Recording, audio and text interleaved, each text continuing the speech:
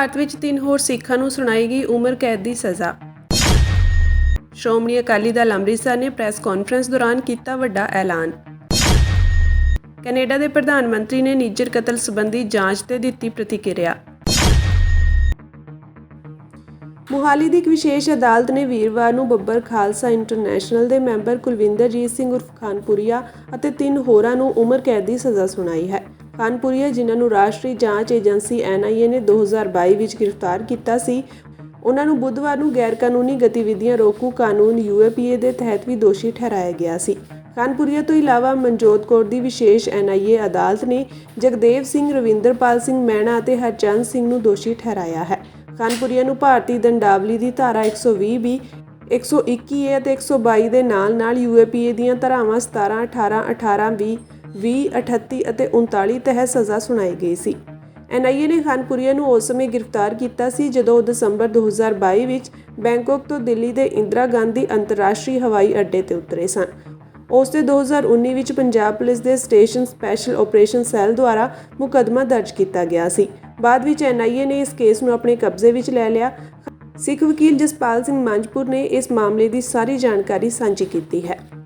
ਅੱਜ NIA special court Punjab Sahibzada Ajit Singh Nagar Mohali ਦੇ additional session ਜੱਜ ਸ਼੍ਰੀਮਤੀ ਮਨਜੋਤ ਕੌਰ ਵੱਲੋਂ NIA versus Kulwinderjit Singh Khanpuria and other ਦੇ ਕੇਸ ਦਾ ਫੈਸਲਾ ਸੁਣਾਇਆ ਗਿਆ, ਜਿਹਦੇ ਚ ਕੁਲਵਿੰਦਰਜੀਤ ਸਿੰਘ ਖਾਨਪੁਰੀਆ, ਜਗਦੇਵ ਸਿੰਘ ਤਲਾਣੀਆਂ, ਰਵਿੰਦਰਪਾਲ ਸਿੰਘ ਮਹਿਣਾ ਤੇ ਹਰਚੰਦ ਸਿੰਘ ਦਿੱਲੀ ਦੇ ਖਿਲਾਫ ਜਿਹੜਾ ਕੱਲ 27 ਮਾਰਚ 2024 ਨੂੰ ਦੋਸ਼ੀ ਕਰਾਰ ਦਿੱਤਾ ਗਿਆ ਸੀ। ਅੱਜ 4 ਨੌਜਵਾਨਾਂ ਨੂੰ ਉਮਰ ਕੈਦ ਦੀ ਸਜ਼ਾ ਦਿੱਤੀ ਗਈ। ਇਹਦੇ ਚ ਵੱਖ-ਵੱਖ ਸੈਕਸ਼ਨਾਂ ਦੇ ਤਹਿਤ ਇਹ ਜਿਹੜਾ ਕੇਸ ਸੀ 120B, 121, 121A, 122, 123 IPC 17, 18, 18B, 20, 38, 39 UAPA act ਤੇ 25 ਆਰਮਜ਼ ਐਕਟ ਦੇ ਤਹਿਤ ਸਜ਼ਾਵਾਂ ਕੀਤੀਆਂ ਗਈਆਂ, ਜਿਹਦੇ ਤਹਿਤ ਕੁਲਵਿੰਦਰਜੀਤ ਸਿੰਘ ਖਾਨਪੁਰੀਆ ਨੂੰ 4 ਸੈਕਸ਼ਨਾਂ ਦੇ ਵਿੱਚ ਉਮਰ ਕੈਦ ਦੀ ਸਜ਼ਾ ਤੇ 6 ਸੈਕਸ਼ਨਾਂ ਦੇ ਵਿੱਚ 10-10 ਸਾਲ ਦੀ ਸਜ਼ਾ ਦਿੱਤੀ ਗਈ। ਰਵਿੰਦਰਪਾਲ ਸਿੰਘ ਤੇ ਜਗਦੇਵ ਸਿੰਘ ਨੂੰ ਇਹ 3 ਸੈਕਸ਼ਨਾਂ ਦੇ ਵਿੱਚ ਉਮਰ ਕੈਦ ਦੀ ਸਜ਼ਾ ਤੇ 5 ਸੈਕਸ਼ਨਾਂ ਦੇ ਵਿੱਚ 10-10 ਸਾਲ ਦੀ ਸਜ਼ਾ ਤੇ 1 ਸੈਕਸ਼ਨ ਦੇ ਵਿੱਚ 5 ਸਾਲ ਦੀ ਸਜ਼ਾ ਦਿੱਤੀ ਗਈ। ਹਰਚਰਨ ਸਿੰਘ ਨੂੰ 3 ਸੈਕਸ਼ਨਾਂ 'ਚ ਉਮਰ ਕੈਦ ਦੀ ਸਜ਼ਾ, 5 ਸੈਕਸ਼ਨਾਂ 'ਚ 10-10 ਸਾਲ ਦੀ ਸਜ਼ਾ ਜਿਹੜੀ ਦਿੱਤੀ ਗਈ ਤੇ ਕੁਲਵਿੰਦਰਜੀਤ ਸਿੰਘ ਖਾਨਪੁਰੀਆ ਨੂੰ 3,75,000 ਜੁਰਮਾਨਾ, ਰਵਿੰਦਰਪਾਲ ਸਿੰਘ ਤੇ ਜਗਦੇਵ ਸਿੰਘ ਨੂੰ 3,20,000 ਜੁਰਮਾਨਾ ਤੇ ਹਰਚਰਨ ਸਿੰਘ ਨੂੰ 3 ਲੱਖ ਦਾ ਜੁਰਮਾਨਾ ਜਿਹੜਾ ਕੀਤਾ ਗਿਆ। ਰਵਿੰਦਰਪਾਲ ਸਿੰਘ, ਜਗਦੇਵ ਸਿੰਘ ਤੇ ਹਰਚਰਨ ਸਿੰਘ ਦੀ ਕਰੀਬ ਪੌਣੇ 5 ਸਾਲ ਮਈ-ਜੂਨ ਦੇ ਵਿੱਚ 5 ਸਾਲ ਦੀ ਕਸਟਡੀ ਹੋ ਜਾਣੀ ਆ ਤੇ ਕੁਲਵਿੰਦਰਜੀਤ ਸਿੰਘ ਖਾਨਪੁਰੀਆ ਦੀ 1.5 ਸਾਲ ਦੇ ਕਰੀਬ ਕਸਟਡੀ ਜਿਹੜੀ ਹੋਈ ਆ। ਸੋ ਇਹ ਕੇਸ ਦੇ ਫੈਸਲੇ ਦੇ ਸਬੰਧ ਦੇ ਵਿੱਚ ਜੱਜਮੈਂਟ ਜਿਹੜੀ ਆ ਉਹ ਅੱਜ ਸ਼ਾਮ ਤੱਕ ਸਾਰੇ ਬੰਦੀਆਂ ਨੂੰ, ਕੁਲਵਿੰਦਰਜੀਤ ਸਿੰਘ ਖਾਨਪੁਰੀਆ ਨੂੰ ਮੁਕਤਸਰ ਸਾਹਿਬ ਜੇਲ੍ਹ ਦੇ ਵਿੱਚ, ਰਵਿੰਦਰਪਾਲ ਤੇ ਜਗਦੇਵ ਸਿੰਘ ਨੂੰ ਫਿਰੋਜ਼ਪੁਰ ਜੇਲ੍ਹ ਦੇ ਵਿੱਚ ਤੇ ਹਰਚੰਦ ਸਿੰਘ ਨੂੰ ਨਾਭਾ ਜੇਲ੍ਹ ਦੇ ਵਿੱਚ ਪਹੁੰਚ ਜਾਏਗੀ। ਮੈਨੂੰ ਕੋਈ ਕਾਪੀ ਨਹੀਂ ਦਿੱਤੀ ਗਈ, ਮੈਂ ਸਰਟੀਫਿਕੇਟ ਕਾਪੀ ਅਪਲਾਈ ਕੀਤੀ ਆ, ਆਨਲਾਈਨ ਅਪਲੋਡ ਅੱਜ ਸ਼ਾਮ ਤੱਕ ਅਜੇ ਤੱਕ ਹੋਈ ਨਹੀਂ। ਸੋ ਵਿਸਥਾਰ ਦੇ ਵਿੱਚ ਇਸ ਕੇਸ ਦੇ ਵਿੱਚ ਕਿਸ ਬੇਸ ਨੂੰ ਕਰਕੇ ਐਡੀ ਜਿਹੜੀ ਆ ਵੱਡੀਆਂ ਸਜ਼ਾਵਾਂ ਸੁਣਾਈਆਂ ਗਈਆਂ, ਉਹਦੇ ਸੰਬੰਧ ਚ ਵਿਸਥਾਰ ਦੇ ਵਿੱਚ ਗੱਲਬਾਤ ਸਾਂਝੀ ਕਰਾਂਗੇ। ਹੁਣ ਮੈਂ ਇਹਦੇ ਉੱਤੇ ਫਸਟ ਹੈਂਡ ਕਮੈਂਟ ਇਹੀ ਕਰ ਸਕਦਾ ਵੀ ਇਹ ਇੱਕ ਪੋਲੀਟੀਕਲ ਡਿਸੀਜਨ ਆ। ਜੋ ਹਾਲਾਤ BJP ਨੇ ਬਣਾਏ ਹੋਏ ਨੇ, ਮੁਲਕ ਭਰ ਦੇ ਵਿੱਚ ਸਿੱਖਾਂ ਦੇ ਖਿਲਾਫ ਮਾਹੌਲ ਖੜਾ ਕੀਤਾ ਗਿਆ, ਦੁਨੀਆ ਭਰ ਦੇ ਵਿੱਚ ਸਿੱਖਾਂ ਦੇ ਖਿਲਾਫ ਇੱਕ ਤਸ਼ੱਦਦ ਦਾ, ਜ਼ੁਲਮ ਦਾ, ਜੇਲ੍ਹਾਂ ਦਾ ਦੌਰ ਚੱਲ ਰਿਹਾ, ਉਸ ਸੰਦਰਭ ਦੇ ਵਿੱਚ ਹੀ ਇਸ ਫੈਸਲੇ ਨੂੰ ਦੇਖਿਆ ਜਾਣਾ ਚਾਹੀਦਾ। ਸਿੱਖਾਂ ਦੇ ਨਾਲ ਕਿਵੇਂ ਦੋਹਰੇ ਮਾਪਦੰਡ ਅਪਣਾਏ ਜਾਂਦੇ ਨੇ ਉਹ ਇਸ ਫੈਸਲੇ ਰਾਹੀਂ ਸਪਸ਼ਟ ਹੋਏ ਨੇ ਵੀ ਇੱਕ ਪਾਸੇ NIA ਕੋਰਟ ਪੰਚਕੂਲਾ ਨੇ ਪਿਛਲੇ ਸਮੇਂ ਦੌਰਾਨ ਸਮਝੌਤਾ ਐਕਸਪ੍ਰੈਸ ਬਲਾਸਟ ਦੇ ਵਿੱਚ, ਜਿਹਦੇ ਵਿੱਚ ਕਰੀਬ 68 ਬੰਦੇ ਮਰੇ ਸਨ, ਡੈਥ ਹੋਈ ਸੀ, ਕੈਜੂਅਲਟੀ ਸੀ ਤੇ ਸੈਂਕੜੇ ਜ਼ਖਮੀ ਹੋਏ ਸਨ। ਉਸ ਕੇਸ ਨੂੰ RSS ਦੇ ਆਗੂ ਸੀਮਾਨੰਦ ਤੇ ਹੋਰਨਾਂ ਨੂੰ ਬਾ ਇੱਜ਼ਤ ਬਰੀ ਕਰ ਦਿੱਤਾ ਸੀ NIA ਸਪੈਸ਼ਲ ਕੋਰਟ ਪੰਚਕੂਲਾ ਨੇ ਤੇ ਇਸ ਕੇਸ ਦੇ ਵਿੱਚ ਸਿਰਫ 2 ਦੇਸੀ ਕੱਟੇ ਦੀ ਰਿਕਵਰੀ ਦਿਖਾਈ ਗਈ ਸੀ। ਬਾਕੀ ਸਾਰੀਆਂ ਪ੍ਰਜੰਪਸ਼ਨ ਤੇ ਸੋ ਕਾਲਡ ਕ੍ਰਿਮੀਨਲ ਕੌਂਸਪੀਰੇਸੀ ਦਾ ਕੇਸ ਬਣਾਇਆ ਗਿਆ ਕੁਲਵਿੰਦਰਜੀਤ ਸਿੰਘ ਖਾਨਪੁਰੀਏ ਤੇ हरचरण सिंह कोलों कोई भी किसी तरह की रिकवरी नहीं। रविंदरपाल सिंह ते जगदेव सिंह को देसी कट्टियां की रिकवरी दिखाई गई। होर किसी तरह का एक्सप्लोजिव सबसटांस भावें कि पहला FIR दर्ज की गई स्पैशल सैल वालों, पर कोई रिकवरी नहीं हो सकी। वो विड्रान हो गए सैक्शन।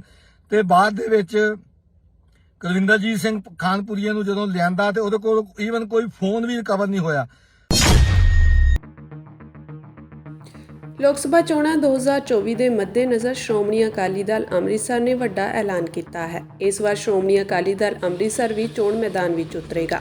ਸੰਗਰੂਰ ਤੋਂ ਮੌਜੂਦਾ ਸੰਸਦ ਮੈਂਬਰ ਸਰਦਾਰ ਸਿਮਰਨਜੀਤ ਸਿੰਘ ਮਾਨ ਚੋਣ ਲੜਨ ਜਾ ਰਹੇ ਹਨ। ਇਸ ਤੋਂ ਇਲਾਵਾ ਪਾਰਟੀ ਨੇ ਆਪਣੇ 7 ਉਮੀਦਵਾਰਾਂ ਦੀ ਸੂਚੀ ਵੀ ਜਾਰੀ ਕਰ ਦਿੱਤੀ ਹੈ। ਅੱਜ ਚੰਡੀਗੜ੍ਹ ਵਿਖੇ ਹੋਈ ਪ੍ਰੈਸ ਕਾਨਫਰੰਸ ਦੌਰਾਨ ਅਕਾਲੀ ਦਲ ਅੰਮ੍ਰਿਤਸਰ ਨੇ ਇਹ ਐਲਾਨ ਕੀਤਾ ਹੈ ਤੇ ਪਾਰਟੀ ਦੇ ਉਮੀਦਵਾਰਾਂ ਦੀ ਸੂਚੀ ਵੀ ਜਾਰੀ ਕੀਤੀ ਹੈ। ਇਸ ਮੌਕੇ ਪੱਤਰਕਾਰਾਂ ਨਾਲ ਗੱਲਬਾਤ ਕਰਦਿਆਂ ਸਰਦਾਰ ਸਿਮਰਨਜੀਤ ਸਿੰਘ ਮਾਨ ਨੇ ਕਿਹਾ ਕਿ ਭਾਰਤ ਦੇ ਵਿੱਚ ਘੱਟ ਗਿਣਤੀਆਂ ਨਾਲ ਵਿਤਕਰਾ ਹੋ ਰਿਹਾ ਹੈ।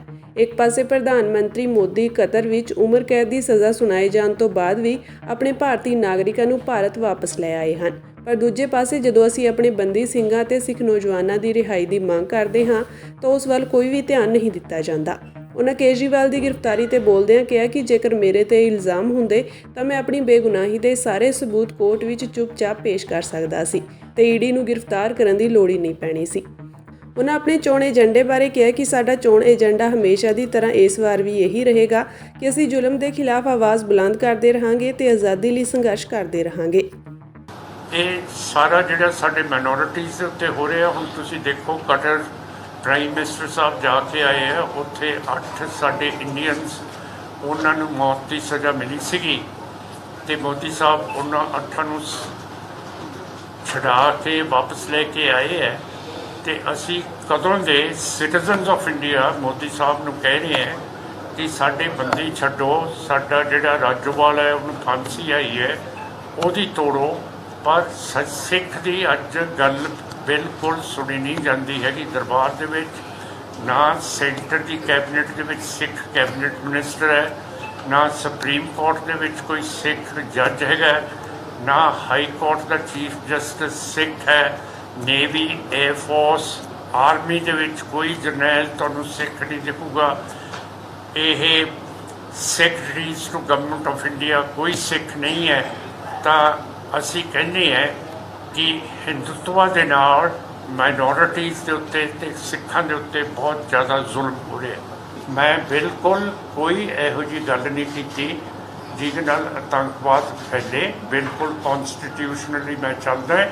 ਖਾਲਿਸਤਾਨ ਦੀ ਵੀ ਇਜਾਜ਼ਤ ਅਸੀਂ ਸੁਪਰੀਮ ਕੋਰਟ ਤੋਂ ਲਈ ਹੋਈ ਹੈ। So within the framework of the law we work. ਇਹ ਬਿਲਕੁਲ ਹਿੰਦੂਤਵਾ ਦੀ ਗੱਲ ਹੈ ਕਿ ਅਸੀਂ ਐਂ ਕਰਦੇ ਐਂ ਕਰਦੇ ਐਂ ਕਰਦੇ। ਮੇਰਾ ਜਿਹੜਾ ਸਟੈਂਡ ਹੈ, ਮੈਂ ਚਾਹੁੰਦਾ ਕਿ ਕੋਈ ਵੀ ਬੇਗੁਨਾਹ ਆਦਮੀ ਨੂੰ, ਨਾ ਪੁਲਿਸ ਵਾਲੇ ਨੂੰ, ਨਾ ਫੌਜ ਵਾਲੇ ਨੂੰ, ਬੇਗੁਨਾਹ ਨੂੰ ਨਹੀਂ ਮਾਰਨਾ ਚਾਹੀਦਾ। ਦੇਖੋ ਇਸ ਮੌਕੇ ਦੇ ਵਿੱਚ ਇਸ ਤਰ੍ਹਾਂ ਦੀ ਗੱਲ ਕਰਨੀ ਜਾਸਤੀ ਹੁੰਦੀ ਹੈ। ਮੈਂ ਵੀ IPS ਆਫਿਸਰ ਰਿਹਾ। ਜੇ ਮੈਂ ਹੁੰਦਾ ਤੇ ਮੇਰੇ ਕੋਲੇ ਸਬੂਤ ਹੁੰਦਾ ਕੇਜਰੀਵਾਲ ਸਾਹਿਬ ਦੇ ਖਿਲਾਫ, ਮੈਂ ਚੁੱਪ ਕਰਕੇ ਪਲੰਦਾ ਬਣਾ ਕੇ ਚਲਾਨ ਬਣਾ ਕੇ ਅਦਾਲਤ ਦੇ ਵਿੱਚ ਦੇ ਦਿੰਦਾ ਤੇ ਕੋਈ ਜ਼ਰੂਰਤ ਨਹੀਂ ਸੀ ਉਹਨਾਂ ਨੂੰ ਗ੍ਰਿਫਤਾਰ ਕਰਨ ਦੀ ਤੇ ਹੱਲਾ ਮਚਾਉਣ ਦੀ। ਆਪੇ ਅਦਾਲਤ ਉਹਨਾਂ ਨੂੰ ਬੁਲਾ ਲੈਂਦੀ, ਆਪੇ ਉਹਨਾਂ ਦੀ ਸੁਣਾਈ ਹੋ ਜਾਂਦੀ, ਉਸੇ ਤਰ੍ਹਾਂ ਉਹਨਾਂ ਨੂੰ ਪ੍ਰੋਸੀਕਿਊਟ ਕੀਤਾ ਜਾਂਦਾ। ਇਹ ਬਹੁਤ ਜ਼ਿਆਦਤੀ ਕੀਤੀ ਹੈ ਕਿ ਜਿਹੜਾ ED ਤੇ CBI ਤੇ ਬਾਕੀ ਦੀਆਂ ਫੋਰਸਿਸ ਜਿਵੇਂ ਇਸ ਤਰ੍ਹਾਂ राज कर रही है। कैसे 370 कैसे लेके जाएंगे जब इतनी गरीबी है, इतनी अनएम्प्लॉयमेंट है, इतना देश में हफड़ा दफड़ी है। लद्दाख में 1962 में 40,000 स्क्वायर किलोमीटर चाइना को दे दी, 2020 में 2022 में 8,000 स्क्वायर किलोमीटर और चीन को लद्दाख का टुकड़ा दे दिया। तो मेरा मतलब है कैसे उनको इतनी वोट मिल सकती है। एक बबरी मस्जिद को गिरा के किसी के धर्म को तोड़ के उसके ऊपर मंदिर बना देना और वोट ले लेनी।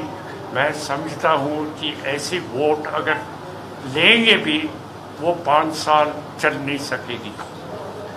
साढ़े चोण मुद्दे तो यही है कि ਜਿਵੇਂ ਅਸੀਂ ਚੱਲਦੇ ਆ ਰਹੇ ਹਾਂ ਉਸੇ ਤਰ੍ਹਾਂ ਹੀ ਚੱਲਦੇ ਜਾਵਾਂਗੇ ਕਿ ਇਹ ਜ਼ੁਲਮ ਦੇ ਖਿਲਾਫ ਅਸੀਂ ਬੋਲੀ ਜਾਵਾਂਗੇ, ਜ਼ੁਲਮ ਦੇ ਖਿਲਾਫ ਅਸੀਂ ਲੜੀ ਜਾਵਾਂਗੇ, ਜ਼ੁਲਮ ਨੂੰ ਖਤਮ ਕਰਾਂਗੇ ਅਤੇ ਆਪਣੇ ਆਪ ਨੂੰ ਆਜ਼ਾਦ ਮਹਿਸੂਸ ਕਰਾਂਗੇ।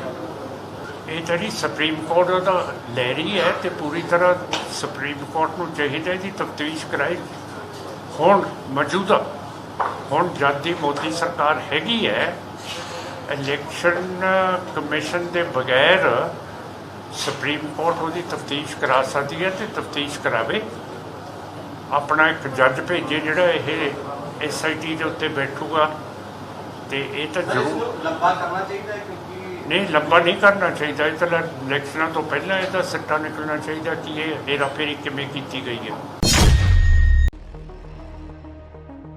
ਕੈਨੇਡਾ ਦੇ ਪ੍ਰਧਾਨ ਮੰਤਰੀ ਜਸਟਿਨ ਟਰੂਡੋ ਨੇ ਸਿੱਖ ਆਗੂ ਭਾਈ ਹਰਦੀਪ ਸਿੰਘ ਨਿੱਜਰ ਦੇ ਕਤਲ ਸੰਬੰਧੀ ਜਾਂਚ ਦੇ ਅਪਡੇਟ ਤੇ ਪ੍ਰਤੀਕਿਰਿਆ ਦਿੱਤੀ ਹੈ। ਉਨ੍ਹਾਂ ਕਿਹਾ ਕਿ ਉਹ ਇਸ ਮਾਮਲੇ ਦੀ ਤਹਿ ਤੱਕ ਜਾਣ ਲਈ ਭਾਰਤ ਸਰਕਾਰ ਨਾਲ ਉਸਾਰੂ ਢੰਗ ਨਾਲ ਕੰਮ ਕਰਨਾ ਚਾਹੁੰਦੇ ਹਨ। ਜਦੋਂ ਟਰੂਡੋ ਨੂੰ ਕੈਨੇਡੀਅਨ ਨਾਗਰਿਕ ਭਾਈ ਹਰਦੀਪ ਸਿੰਘ ਨਿੱਜਰ ਦੇ ਕਤਲ ਦੀ ਜਾਂਚ ਵਿੱਚ ਭਾਰਤ ਦੇ ਸਹਿਯੋਗ ਬਾਰੇ ਪੁੱਛਿਆ ਗਿਆ ਤਾਂ ਉਨ੍ਹਾਂ ਕਿਹਾ ਕਿ ਕੈਨੇਡਾ ਦੀ ਧਰਤੀ ਤੇ ਕੈਨੇਡੀਅਨ ਨਾਗਰਿਕ ਦਾ ਕਤਲ ਸਾਨੂੰ ਬਹੁਤ ਗੰਭੀਰਤਾ ਨਾਲ ਲੈਣਾ ਚਾਹੀਦਾ ਹੈ। ਉਨ੍ਹਾਂ ਅੱਗੇ ਕਿਹਾ ਕਿ ਇਹ ਠੋਸ ਭਰੋਸੇਯੋਗ ਦੋਸ਼ ਹਨ ਕਿ ਭਾਰਤੀ ਏਜੰਟ ਇਸ ਵਿੱਚ ਸ਼ਾਮਿਲ ਸਨ। ਉਨ੍ਹਾਂ ਕਿਹਾ ਕਿ ਅਸੀਂ ਇਸ ਨੂੰ ਹਲਕੇ ਵਿੱਚ ਨਹੀਂ ਲੈ ਸਕਦੇ। ਵਿਦੇਸ਼ੀ ਸਰਕਾਰਾਂ ਦੀਆਂ ਗੈਰ ਕਾਨੂੰਨੀ ਕਾਰਵਾਈਆਂ ਤੋਂ ਸਾਰੇ ਕੈਨੇਡੀਅਨਾਂ ਨੂੰ ਬਚਾਉਣ ਦੀ ਸਾਡੀ ਜ਼ਿੰਮੇਵਾਰੀ ਹੈ। ਟਰੂਡੋ ਨੇ ਅੱਗੇ ਕਿਹਾ ਕਿ ਕੈਨੇਡੀਅਨ ਸਰਕਾਰ ਇਹ ਯਕੀਨੀ ਬਣਾ ਰਹੀ ਹੈ ਕਿ ਇਸ ਮਾਮਲੇ ਦੀ ਸਹੀ ਢੰਗ ਨਾਲ ਜਾਂਚ ਕੀਤੀ ਜਾਵੇ। ਕੈਨੇਡੀਅਨ ਪ੍ਰਧਾਨ ਮੰਤਰੀ ਨੇ ਕਿਹਾ ਕਿ ਅਸੀਂ ਇਸ ਮਾਮਲੇ ਦੀ ਜੜ ਤੱਕ ਜਾਣ ਲਈ ਭਾਰਤ ਸਰਕਾਰ ਨਾਲ ਉਸਾਰੂ ਢੰਗ ਨਾਲ ਕੰਮ ਕਰਨ ਦੀ ਉਮੀਦ ਕਰ ਰਹੇ ਹਾਂ। ਅਸੀਂ ਇਹ ਸਮਝਣ ਦੀ ਕੋਸ਼ਿਸ਼ ਕਰ ਰਹੇ ਹਾਂ ਕਿ ਇਹ ਕਿਵੇਂ ਹੋਇਆ। ਅਸੀਂ ਇਹ ਯਕੀਨੀ ਬਣਾਉਣਾ ਚਾਹੁੰਦੇ ਹਾਂ ਕਿ ਦੁਬਾਰਾ ਕਦੇ ਵੀ ਕਿਸੇ ਵਿਦੇਸ਼ੀ ਜਾਂ ਅੰਤਰਰਾਸ਼ਟਰੀ ਸ਼ਕਤੀਆਂ ਦੇ ਦਖਲ ਕਾਰਨ ਕੈਨੇਡੀਅਨ ਨਾਗਰਿਕਾਂ ਨੂੰ ਅਸੁਰੱਖਿਅਤ ਨਾ ਹੋਣਾ ਪਵੇ। ਦਿੱਲੀ ਆਬਕਾਰੀ ਨੀਤੀ ਮਾਮਲੇ ਵਿੱਚ ਗ੍ਰਿਫਤਾਰ ਅਰਵਿੰਦ ਕੇਜਰੀਵਾਲ ਨੂੰ ਮੁੱਖ ਮੰਤਰੀ ਦੇ ਅਹੁਦੇ ਤੋਂ ਹਟਾਉਣ ਦੀ ਪਟੀਸ਼ਨ ਤੇ ਹਾਈ ਕੋਰਟ ਵਿੱਚ ਅਹਿਮ ਸੁਣਵਾਈ ਹੋਈ। ਦਿੱਲੀ ਹਾਈ ਕੋਰਟ ਦੇ ਕਾਰਜਕਾਰੀ ਚੀਫ ਜਸਟਿਸ ਨੇ ਇਸ ਮਾਮਲੇ ਵਿੱਚ ਦਖਲ ਦੇਣ ਤੋਂ ਸਾਫ਼ ਇਨਕਾਰ ਕਰ ਦਿੱਤਾ ਹੈ। ਉਨ੍ਹਾਂ ਕਿਹਾ ਕਿ ਇਹ ਨਿਆਂਪਾਲਿਕਾ ਦਾ ਮਾਮਲਾ ਹੈ। ਪਟੀਸ਼ਨ ਨੂੰ ਰੱਦ ਕਰਦਿਆਂ ਹਾਈ ਕੋਰਟ ਨੇ ਕਿਹਾ ਕਿ ਅਜਿਹੀ ਕੋਈ ਸੰਵਿਧਾਨਕ ਜ਼ਿੰਮੇਵਾਰੀ ਨਹੀਂ ਹੈ ਕਿ ਅਰਵਿੰਦ ਕੇਜਰੀਵਾਲ ਆਪਣੇ ਅਹੁਦੇ ਤੇ ਬਣੇ ਨਹੀਂ ਰਹਿ ਸਕਦੇ। ACJ ਮਨਮੋਹਨ ਨੇ ਕਿਹਾ ਕਿ ਸਾਨੂੰ ਇਸ ਪਟੀਸ਼ਨ ਤੇ ਸੁਣਵਾਈ ਨਹੀਂ ਕਰਨੀ ਚਾਹੀਦੀ। ਕਾਰਜਪਾਲਿਕਾ ਨੂੰ ਇਸ ਮਾਮਲੇ ਨੂੰ ਦੇਖਣਾ ਚਾਹੀਦਾ ਹੈ। ਇਸ ਵਿੱਚ ਨਿਆਂਪਾਲਿਕਾ ਦੇ ਦਖਲ ਦੀ ਕੋਈ ਗੁੰਜਾਇਸ਼ ਨਹੀਂ ਹੈ। ਹਾਈ ਕੋਰਟ ਨੇ ਕਿਹਾ ਕਿ ਇਹ ਕਾਰਜਕਾਰਨੀ ਨਾਲ ਜੁੜਿਆ ਮਾਮਲਾ ਹੈ। ਦਿੱਲੀ ਦੇ ਉਪ ਰਾਜਪਾਲ ਇਸ ਮਾਮਲੇ ਨੂੰ ਦੇਖਣਗੇ ਅਤੇ ਫਿਰ ਉਹ ਇਸ ਦੀ ਰਿਪੋਰਟ ਰਾਸ਼ਟਰਪਤੀ ਨੂੰ ਭੇਜਣਗੇ। ਇਸ ਮਾਮਲੇ ਵਿੱਚ ਅਦਾਲਤ ਦੀ ਕੋਈ ਭੂਮਿਕਾ ਨਹੀਂ ਹੈ। ਦੂਜੇ ਪਾਸੇ ਅਰਵਿੰਦ ਕੇਜਰੀਵਾਲ ਦਾ ED ਰਿਮਾਂਡ 28 ਮਾਰਚ ਨੂੰ ਖਤਮ ਹੋ ਰਿਹਾ ਹੈ। ਰਾਉਜ਼ ਐਵੇਨਿਊ ਕੋਰਟ ਨੇ ਦਿੱਲੀ ਆਬਕਾਰੀ ਨੀਤੀ ਮਾਮਲੇ ਵਿੱਚ ਦਿੱਲੀ ਦੇ ਮੁੱਖ ਮੰਤਰੀ ਅਰਵਿੰਦ ਕੇਜਰੀਵਾਲ ਦੀ ED ਦੀ ਹਿਰਾਸਤ 4 ਦਿਨ ਹੋਰ ਵਧਾ ਦਿੱਤੀ ਹੈ। ਇਸ ਤੋਂ ਪਹਿਲਾਂ ਅਦਾਲਤ ਵਿੱਚ 39 ਮਿੰਟ ਤੱਕ ਸੁਣਵਾਈ ਚੱਲੀ। ਕੇਜਰੀਵਾਲ ਨੇ ਖੁਦ ਆਪਣਾ ਪੱਖ ਰੱਖਿਆ। ਅਜਿਹਾ ਕਰਨ ਵਾਲੇ ਉਹ ਦੇਸ਼ ਦੇ ਪਹਿਲੇ ਮੌਜੂਦਾ ਮੁੱਖ ਮੰਤਰੀ ਬਣ ਗਏ ਹਨ। ED ਨੇ ਅਦਾਲਤ ਤੋਂ ਕੇਜਰੀਵਾਲ ਦੀ 7 ਦਿਨਾਂ ਦੀ ਹੋਰ ਹਿਰਾਸਤ ਦੀ ਮੰਗ ਕੀਤੀ ਸੀ। ਰਾਉਜ਼ ਐਵੇਨਿਊ ਅਦਾਲਤ ਨੇ ਦਲੀਲਾਂ ਸੁਣਨ ਤੋਂ ਬਾਅਦ ਫੈਸਲਾ ਸੁਰੱਖਿਅਤ ਰੱਖ ਲਿਆ ਸੀ। ਅਦਾਲਤ ਵਿੱਚ ਸੁਣਵਾਈ ਦੁਪਹਿਰ 2 ਵਜੇ ਸ਼ੁਰੂ ਹੋਈ ਅਤੇ ਦੁਪਹਿਰ 2:30 ਵਜੇ ਸਮਾਪਤ ਹੋਈ। ਕੇਜਰੀਵਾਲ ਨੇ ਅਦਾਲਤ ਵਿੱਚ ਕਿਹਾ ਕਿ ਇਹ ਕੇਸ 2 ਸਾਲ ਪਹਿਲਾਂ ਤੋਂ ਚੱਲ ਰਿਹਾ ਹੈ। ਅਗਸਤ 2022 ਨੂੰ CBI ਦਾ ਕੇਸ ਫਾਈਲ ਹੋਇਆ ਸੀ। ਫਿਰ ECIR ਫਾਈਲ ਹੋਈ। ਮੈਨੂੰ ਗ੍ਰਿਫਤਾਰ ਕੀਤਾ ਗਿਆ ਹੈ। ਨਾ ਕਿ ਮੈਨੂੰ ਕਿਸੇ ਕੋਰਟ ਨੇ ਦੋਸ਼ੀ ਐਲਾਨਿਆ ਹੈ ਅਤੇ ਨਾ ਹੀ ਦੋਸ਼ ਤੈਅ ਹੋਏ। ED ਲਗਭਗ 25,000 ਪੰਨੇ ਫਾਈਲ ਕਰ ਚੁੱਕੀ ਹੈ ਅਤੇ ਕਈ ਗਵਾਹ ਵੀ ਲਿਆ ਚੁੱਕੀ ਹੈ। ਇਸ ਦੌਰਾਨ ਅਦਾਲਤ ਨੇ ਕਿਹਾ ਕਿ ਇਹ ਸਭ ਕੁਝ ਤੁਸੀਂ ਲਿਖ ਕੇ ਦੇ ਸਕਦੇ ਹੋ। ਤਾਂ ਅਰਵਿੰਦ ਕੇਜਰੀਵਾਲ ਨੇ ਕਿਹਾ ਕਿ ਮੈਨੂੰ ਬੋਲਣ ਦਿੱਤਾ ਜਾਵੇ। ਉਹਨਾਂ ਅੱਗੇ ਕਿਹਾ ਕਿ ਮੇਰੇ ਘਰ ਕਈ ਮੰਤਰੀ ਆਉਂਦੇ ਹਨ। ਉਹ ਆਪਸ ਵਿੱਚ ਖੁਸਰ-ਫੁਸਰ ਕਰਦੇ ਹਨ, ਦਸਤਾਵੇਜ਼ ਦਿੰਦੇ ਹਨ ਕਿ ਇਹ ਬਿਆਨ ਇੱਕ ਮੌਜੂਦਾ ਮੁੱਖ ਮੰਤਰੀ ਨੂੰ ਗ੍ਰਿਫਤਾਰ ਕਰਨ ਲਈ ਕਾਫੀ ਹੈ। ਉਹਨਾਂ ਕਿਹਾ ਕਿ ਬਿਆਨ ਉੱਤੇ ਬਿਆਨ ਦਰਜ ਹੋ ਰਹੇ ਹਨ। ਇਸ ਦਾ ਮਤਲਬ ED ਦੀ ਮਨਸ਼ਾ ਮੈਨੂੰ ਫਸਾਉਣਾ ਸੀ। ਕੇਜਰੀਵਾਲ ਨੇ ਹੁਣ ਰਾਘਵ ਮੰਗੂਟਾ ਦੇ ਬਿਆਨ ਦਾ ਹਵਾਲਾ ਦਿੱਤਾ ਅਤੇ ਕਿਹਾ ਕਿ ਜੋ ਮੇਰੇ ਖਿਲਾਫ ਨਹੀਂ ਹੁੰਦੇ ਉਹਨਾਂ ਨੂੰ ਰਿਕਾਰਡ ਵਿੱਚ ਨਹੀਂ ਲਿਆ ਜਾਂਦਾ। ਕੇਜਰੀਵਾਲ ਨੇ ਕਿਹਾ ਕਿ ਮੈਂ ਸਿਰਫ ਇਹ ਜਾਣਨਾ ਚਾਹੁੰਦਾ ਹਾਂ ਕਿ 4 ਬਿਆਨ ਇੱਕ ਮੌਜੂਦਾ ਮੁੱਖ ਮੰਤਰੀ ਨੂੰ ਗ੍ਰਿਫਤਾਰ ਕਰਨ ਲਈ ਕਾਫੀ ਹਨ। 1 ਲੱਖ ਪੰਨੇ ਜੋ ED ਦੇ ਦਫ਼ਤਰ ਵਿੱਚ ਸਾਡੇ ਹੱਕ ਵਿੱਚ ਹਨ ਉਹਨਾਂ ਨੂੰ ਰਿਕਾਰਡ ਵਿੱਚ ਨਹੀਂ ਲਿਆ ਜਾਂਦਾ। CM ਕੇਜਰੀਵਾਲ ਨੇ ਅੱਗੇ ਕਿਹਾ ਕਿ ਹੁਣ ਮੈਂ ਦੱਸਣਾ ਚਾਹੁੰਦਾ ਹਾਂ ਕਿ ਸ਼ਰਾਬ ਘੁਟਾਲੇ ਦਾ ਪੈਸਾ ਕਿੱਥੇ ਹੈ। ਕੇਜਰੀਵਾਲ ਨੇ ਸੁਪਰੀਮ ਕੋਰਟ ਦੇ ਫੈਸਲੇ ਦਾ ਹਵਾਲਾ ਦਿੰਦਿਆਂ ਕਿਹਾ ਕਿ ਇਹ ਜਿਹੜੇ 100 ਕਰੋੜ ਰੁਪਏ ਬੋਲ ਰਹੇ ਹਨ ਉਹ ਅਸਲ ਵਿੱਚ ਕਿਤੇ ਨਹੀਂ ਹੈ। ਇਹ ਘੁਟਾਲਾ ED ਦੀ ਜਾਂਚ ਤੋਂ ਬਾਅਦ ਸ਼ੁਰੂ ਹੁੰਦਾ ਹੈ। ਇਸ ਤੋਂ ਪਹਿਲਾਂ ਅਦਾਲਤ ਵਿੱਚ attorney solicitor general SV Raju ਨੇ ਕਿਹਾ ਕਿ ਕੇਜਰੀਵਾਲ ਦੇ ਬਿਆਨ ਦਰਜ ਕਰ ਲਏ ਗਏ ਹਨ। ਉਹਨਾਂ ਨੇ ਟਾਲ-ਮਟੋਲ ਵਾਲੇ ਜਵਾਬ ਦਿੱਤੇ ਹਨ। ਉਹਨਾਂ ਕਿਹਾ ਕਿ ਅਸੀਂ ਕੇਜਰੀਵਾਲ ਦਾ ਸਾਹਮਣਾ ਕੁਝ ਹੋਰ ਲੋਕਾਂ ਨਾਲ ਕਰਨਾ ਚਾਹੁੰਦੇ ਹਾਂ। ਗੋਆ ਤੋਂ ਆਪ ਉਮੀਦਵਾਰ ਦੇ 4 ਹੋਰ ਬਿਆਨ ਦਰਜ ਕੀਤੇ ਗਏ ਹਨ ਅਸੀਂ ਕੇਜਰੀਵਾਲ ਅਤੇ ਆਪ ਉਮੀਦਵਾਰਾਂ ਦਾ ਸਾਹਮਣਾ ਕਰਨਾ ਚਾਹੁੰਦੇ ਹਾਂ। ਈਡੀ ਨੇ ਕਿਹਾ ਕਿ ਕੇਜਰੀਵਾਲ ਨੇ ਆਪਣਾ ਪਾਸਵਰਡ ਨਹੀਂ ਦੱਸਿਆ ਹੈ, ਜਿਸ ਕਾਰਨ ਅਸੀਂ ਡਿਜੀਟਲ ਡਾਟਾ ਐਕਸੈਸ ਨਹੀਂ ਕਰ ਸਕੇ ਹਾਂ। ਕੇਜਰੀਵਾਲ ਕਹਿ ਰਹੇ ਹਨ ਕਿ ਉਹ ਪਹਿਲਾਂ ਆਪਣੇ ਵਕੀਲਾਂ ਨਾਲ ਗੱਲ ਕਰਨਗੇ, ਫਿਰ ਫੈਸਲਾ ਕਰਨਗੇ ਕਿ ਪਾਸਵਰਡ ਦੇਣਾ ਹੈ ਜਾਂ ਨਹੀਂ। ਜੇ ਉਹ ਪਾਸਵਰਡ ਨਹੀਂ ਦਿੰਦੇ ਤਾਂ ਸਾਨੂੰ ਪਾਸਵਰਡ ਤੋੜਨਾ ਪਵੇਗਾ। ਈਡੀ ਨੇ ਕਿਹਾ ਕਿ ਕੇਜਰੀਵਾਲ ਜਾਣਬੁੱਝ ਕੇ ਜਾਂਚ ਵਿੱਚ ਸਹਿਯੋਗ ਨਹੀਂ ਕਰ ਰਹੇ ਹਨ। ਅਸੀਂ ਇਸ ਮਾਮਲੇ ਵਿੱਚ ਪੰਜਾਬ ਦੇ ਕੁਝ ਆਬਕਾਰੀ ਅਧਿਕਾਰੀਆਂ ਨੂੰ ਵੀ ਤਲਬ ਕੀਤਾ ਹੈ। ਉਹਨਾਂ ਦਾ ਸਾਹਮਣਾ ਕੇਜਰੀਵਾਲ ਨਾਲ ਵੀ ਹੋਵੇਗਾ। ਇਸ ਤੋਂ ਪਹਿਲਾਂ ਪੇਸ਼ੀ ਲਈ ਜਾਂਦੇ ਹੋਏ ਉਹਨਾਂ ਨੂੰ ਪੁੱਛਿਆ ਗਿਆ ਸੀ ਕਿ ਐਲਜੀ ਨੇ ਕਿਹਾ ਸੀ ਕਿ ਸਰਕਾਰ ਜੇਲ੍ਹ ਤੋਂ ਨਹੀਂ ਚੱਲੇਗੀ। ਇਸ ਦੇ ਜਵਾਬ ਵਿੱਚ ਕੇਜਰੀਵਾਲ ਨੇ ਕਿਹਾ ਕਿ ਇਹ ਸਿਆਸੀ ਸਾਜ਼ਿਸ਼ ਹੈ, ਜਨਤਾ ਇਸ ਦਾ ਜਵਾਬ ਦੇਵੇਗੀ। ਭਾਰਤ ਨੇ ਦਿੱਲੀ ਦੇ ਮੁੱਖ ਮੰਤਰੀ ਅਰਵਿੰਦ ਕੇਜਰੀਵਾਲ ਦੀ ਗ੍ਰਿਫਤਾਰੀ ਸੰਬੰਧੀ ਕੀਤੀ ਗਈ ਟਿੱਪਣੀ ਦੇ ਵਿਰੋਧ ਦਰਜ ਕਰਵਾਉਣ ਲਈ ਅਮਰੀਕਾ ਦੇ ਇੱਕ ਸੀਨੀਅਰ ਡਿਪਲੋਮੈਟ ਨੂੰ ਤਲਬ ਕੀਤਾ, ਜਿਸ ਤੋਂ ਬਾਅਦ ਅਮਰੀਕਾ ਨੇ ਬੁੱਧਵਾਰ ਨੂੰ ਕਿਹਾ ਕਿ ਉਹ ਨਿਰਪੱਖ, ਪਾਰਦਰਸ਼ੀ, ਕਮਾਂਬੰਦ ਕਾਨੂੰਨੀ ਪ੍ਰਕਿਰਿਆ ਨੂੰ ਉਤਸ਼ਾਹਿਤ ਕਰਦਾ ਹੈ ਤੇ ਸਾਨੂੰ ਨਹੀਂ ਲੱਗਦਾ ਕਿ ਕਿਸੇ ਨੂੰ ਇਸ ਤੇ ਕੋਈ ਇਤਰਾਜ਼ ਹੋਣਾ ਚਾਹੀਦਾ ਹੈ। ਅਮਰੀਕੀ ਵਿਦੇਸ਼ ਵਿਭਾਗ ਦੇ ਬੁਲਾਰੇ ਮੈਥਿਊ ਮਿਲਰ ਨੇ ਕਿਹਾ ਕਿ ਅਸੀਂ ਦਿੱਲੀ ਦੇ ਮੁੱਖ ਮੰਤਰੀ ਅਰਵਿੰਦ ਕੇਜਰੀਵਾਲ ਦੀ ਗ੍ਰਿਫਤਾਰੀ ਸਮੇਤ ਇਹਨਾਂ ਕਾਰਵਾਈਆਂ ਤੇ ਨੇੜਿਓਂ ਨਜ਼ਰ ਰੱਖਾਂਗੇ। ਵਿਦੇਸ਼ ਵਿਭਾਗ ਦੀ ਪ੍ਰੈਸ ਕਾਨਫਰੰਸ ਦੌਰਾਨ ਮਿਲਰ ਨੇ ਭਾਰਤ ਵੱਲੋਂ ਨਵੀਂ ਦਿੱਲੀ ਵਿੱਚ ਅਮਰੀਕੀ ਦੂਤਾਵਾਸ ਦੀ ਕਾਰਜਕਾਰੀ deputy chief of staff Gloria Barbena ਨੂੰ ਤਲਬ ਕਰਨ ਦੇ ਨਾਲ-ਨਾਲ ਕਾਂਗਰਸ ਪਾਰਟੀ ਦੇ ਬੈਂਕ ਖਾਤਿਆਂ ਨੂੰ ਫ੍ਰੀਜ਼ ਕਰਨ ਬਾਰੇ ਇੱਕ ਸਵਾਲ ਦਾ ਜਵਾਬ ਵੀ ਦਿੱਤਾ। ਉਨ੍ਹਾਂ ਕਿਹਾ ਕਿ ਅਸੀਂ ਕਾਂਗਰਸ ਪਾਰਟੀ ਦੇ ਇਹਨਾਂ ਇਲਜ਼ਾਮਾਂ ਤੋਂ ਵੀ ਜਾਣੂ ਹਾਂ ਕਿ ਟੈਕਸ ਅਧਿਕਾਰੀਆਂ ਨੇ ਉਨ੍ਹਾਂ ਦੇ ਕੁਝ ਬੈਂਕ ਖਾਤਿਆਂ ਨੂੰ ਇਸ ਤਰ੍ਹਾਂ ਫ੍ਰੀਜ਼ ਕਰ ਦਿੱਤਾ ਹੈ, ਜਿਸ ਨਾਲ ਆਉਣ ਵਾਲੀਆਂ ਚੋਣਾਂ ਵਿੱਚ ਪ੍ਰਭਾਵਸ਼ਾਲੀ ਢੰਗ ਨਾਲ ਪ੍ਰਚਾਰ ਕਰਨਾ ਚੁਣੌਤੀਪੂਰਨ ਬਣ ਜਾਵੇਗਾ। ਅਸੀਂ ਇਹਨਾਂ ਵਿੱਚੋਂ ਹਰੇਕ ਮੁੱਦੇ ਨਾਲ ਨਿਰਪੱਖ, ਪਾਰਦਰਸ਼ੀ ਅਤੇ ਸਮੇਂ ਸਿਰ ਕਾਨੂੰਨੀ ਪ੍ਰਕਿਰਿਆਵਾਂ ਨੂੰ ਉਤਸ਼ਾਹਿਤ ਕਰਦੇ ਹਾਂ। ਮਿਲਰ ਨੇ ਕਿਹਾ ਕਿ ਤੁਹਾਡੇ ਪਹਿਲੇ ਸਵਾਲ ਦੇ ਸਬੰਧ ਵਿੱਚ ਮੈਂ ਕਿਸੇ ਵੀ ਨਿੱਜੀ ਕੂਟਨੀਤਿਕ ਗੱਲਬਾਤ ਬਾਰੇ ਗੱਲ ਨਹੀਂ ਕਰਨ ਜਾ ਰਿਹਾ ਹਾਂ, ਪਰ ਯਕੀਨਨ ਜੋ ਅਸੀਂ ਜਨਤਕ ਤੌਰ ਤੇ ਕਿਹਾ ਹੈ, ਮੈਂ ਇੱਥੋਂ ਤੱਕ ਕਹਿ ਰਿਹਾ ਹਾਂ ਕਿ ਅਸੀਂ ਨਿਰਪੱਖ ਹਾਂ, ਪਾਰਦਰਸ਼ੀ, ਸਮਾਂਬੱਧ ਕਾਨੂੰਨੀ ਪ੍ਰਕਿਰਿਆਵਾਂ ਨੂੰ ਉਤਸ਼ਾਹਿਤ ਕਰਦੇ ਹਾਂ। ਸਾਨੂੰ ਨਹੀਂ ਲੱਗਦਾ ਕਿ ਇਸ ਤੇ ਕਿਸੇ ਨੂੰ ਕੋਈ ਇਤਰਾਜ਼ ਹੋਣਾ ਚਾਹੀਦਾ ਹੈ, ਇਸ ਲਈ ਤੁਹਾਨੂੰ ਨਿੱਜੀ ਤੌਰ ਤੇ ਸਪਸ਼ਟ ਕਰਾਂਗੇ। The second question, we continue to follow these actions closely, including the arrest of Delhi Chief Minister Kejriwal.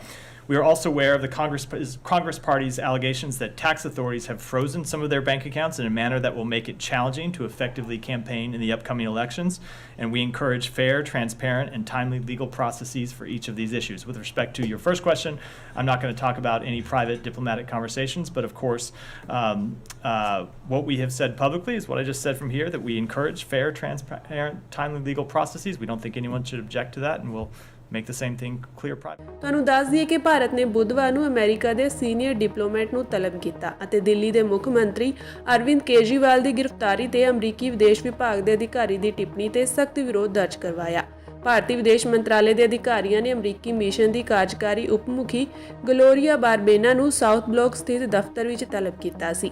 ਇਹ ਮੁਲਾਕਾਤ 30 ਮਿੰਟ ਤੋਂ ਵੱਧ ਚੱਲੀ। ਇਸ ਤੋਂ ਪਹਿਲਾਂ ਵਿਦੇਸ਼ ਮੰਤਰਾਲੇ ਨੇ ਕਿਹਾ ਸੀ ਕਿ ਭਾਰਤ ਵਿੱਚ ਕੁਝ ਕਾਨੂੰਨੀ ਕਾਰਵਾਈਆਂ ਨੂੰ ਲੈ ਕੇ ਅਮਰੀਕੀ ਵਿਦੇਸ਼ ਵਿਭਾਗ ਦੇ ਬੁਲਾਰੇ ਦੀ ਟਿੱਪਣੀ ਤੇ ਦਿੱਲੀ ਸਖਤ ਇਤਰਾਜ਼ ਪ੍ਰਗਟਾਉਂਦਾ ਹੈ। ਮੰਤਰਾਲੇ ਨੇ ਕਿਹਾ ਕਿ ਕੂਟਨੀਤੀ ਵਿੱਚ ਰਾਜਾਂ ਤੋਂ ਦੂਜਿਆਂ ਦੀ ਪ੍ਰਭੂਸ਼ਤਾ ਤੇ ਅੰਦਰੂਨੀ ਮਾਮਲਿਆਂ ਦਾ ਸਨਮਾਨ ਕਰਨ ਦੀ ਉਮੀਦ ਕੀਤੀ ਜਾਂਦੀ ਹੈ। ਸਾਥ ਹੀ ਡਿਪਲੋਮੈਟਾਂ ਦੇ ਮਾਮਲੇ ਵਿੱਚ ਇਹ ਜ਼ਿੰਮੇਵਾਰੀ ਹੋਰ ਵੀ ਵੱਧ ਹੈ, ਨਹੀਂ ਤਾਂ ਇਹ ਇੱਕ ਗੈਰ ਕਾਨੂੰਨੀ ਮਿਸਾਲ ਕਾਇਮ ਕਰ ਸਕਦੀ ਹੈ। ਗ੍ਰਹਿ ਮੰਤਰੀ ਅਮਿਤ ਸ਼ਾਹ ਨੇ ਮੰਗਲਵਾਰ ਨੂੰ ਜੇਕੇ ਮੀਡੀਆ ਗਰੁੱਪ ਨੂੰ ਦਿੱਤੇ ਇੱਕ ਇੰਟਰਵਿਊ ਵਿੱਚ ਕਿਹਾ ਕਿ ਕੇਂਦਰ ਸਰਕਾਰ ਜੰਮੂ ਕਸ਼ਮੀਰ ਤੋਂ ਅਫਸਪਾ ਹਟਾਉਣ ਤੇ ਵਿਚਾਰ ਕਰੇਗੀ। ਸ਼ਾਹ ਨੇ ਇਹ ਵੀ ਕਿਹਾ ਕਿ ਸਰਕਾਰ ਕੇਂਦਰ ਸ਼ਾਸਿਤ ਪ੍ਰਦੇਸ਼ ਤੋਂ ਫੌਜੀਆਂ ਨੂੰ ਵਾਪਸ ਬੁਲਾਉਣ ਅਤੇ ਕਾਨੂੰਨ ਵਿਵਸਥਾ ਦੀ ਜ਼ਿੰਮੇਵਾਰੀ ਜੰਮੂ ਕਸ਼ਮੀਰ ਪੁਲਿਸ ਤੇ ਛੱਡਣ ਦੀ ਯੋਜਨਾ ਬਣਾ ਰਹੀ ਹੈ। ਉਹਨਾਂ ਦੇ ਇਸ ਬਿਆਨ ਤੋਂ ਬਾਅਦ ਜੰਮੂ ਕਸ਼ਮੀਰ ਦੀ ਸਿਆਸਤ ਭੱਗ ਗਈ ਹੈ। ਪੀਪਲਜ਼ ਡੈਮੋਕ੍ਰੈਟਿਕ ਪਾਰਟੀ ਦੀ ਪ੍ਰਧਾਨ ਮਹਿਬੂਬਾ ਮੁਫਤੀ ਨੇ ਗ੍ਰਹਿ ਮੰਤਰੀ ਦੇ ਬਿਆਨ ਦਾ ਸਵਾਗਤ ਕੀਤਾ ਹੈ ਅਤੇ ਕਿਹਾ ਹੈ ਕਿ ਪਹਿਲੇ ਕਦਮ ਵਜੋਂ ਕੇਂਦਰ ਸਰਕਾਰ ਜੇਲ੍ਹਾਂ ਵਿੱਚ ਬੰਦ ਪੱਤਰਕਾਰਾਂ ਅਤੇ ਕਸ਼ਮੀਰੀਆਂ ਨੂੰ ਦੋਸ਼ ਮੁਕਤ ਕਰਕੇ ਰਿਹਾ ਕਰ ਸਕਦੀ ਹੈ। ਮਹਿਬੂਬਾ ਨੇ ਸੋਸ਼ਲ ਮੀਡੀਆ ਪਲੇਟਫਾਰਮ ਐਕਸ ਤੇ ਇੱਕ ਪੋਸਟ ਵਿੱਚ ਕਿਹਾ ਕਿ ਪੀਡੀਪੀ ਅਫਸਪਾ ਹਟਾਉਣ ਦੇ ਨਾਲ-ਨਾਲ ਫੌਜੀਆਂ ਨੂੰ ਹੌਲੀ-ਹੌਲੀ ਹਟਾਉਣ ਦੀ ਮੰਗ ਕਰ ਰਹੀ ਹੈ। ਉਨ੍ਹਾਂ ਕਿਹਾ ਕਿ ਇਹ ਸਾਡੇ ਗੱਠਜੋੜ ਦੇ ਏਜੰਡੇ ਦਾ ਇੱਕ ਮਹੱਤਵਪੂਰਨ ਹਿੱਸਾ ਸੀ, ਜਿਸ ਤੇ ਭਾਜਪਾ ਸਹਿਮਤ ਹੋ ਗਈ। ਕਦੇ ਨਾ ਹੋਣ ਨਾਲੋਂ ਦੇਰ ਕਰਨਾ ਬਿਹਤਰ ਹੈ, ਪਰ ਇਹ ਬਿਆਨਬਾਜ਼ੀ ਨਹੀਂ ਹੋਣੀ ਚਾਹੀਦੀ ਜਿਵੇਂ ਕਿ ਹਰ ਸਾਲ 2 ਕਰੋੜ ਨੌਕਰੀਆਂ ਦੇਣ ਜਾਂ ਬੈਂਕ ਖਾਤਿਆਂ ਵਿੱਚ 15 ਲੱਖ ਰੁਪਏ ਜਮ੍ਹਾਂ ਕਰਵਾਉਣ ਦੇ ਖੋਖਲੇ ਵਾਅਦੇ।